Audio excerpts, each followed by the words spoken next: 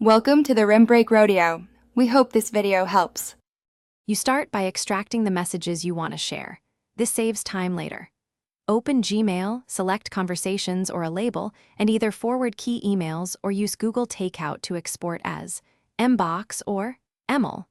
Once done, save attachments to a dedicated folder on your phone or computer so you don't hunt for files during the next steps.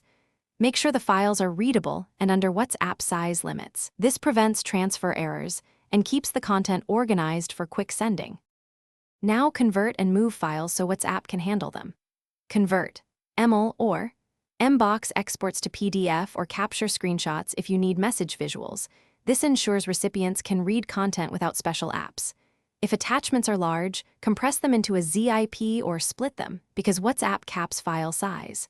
Once formatted, transfer everything to your phone via USB, cloud drive, or by emailing yourself, once on your device. Locate the files and confirm previews.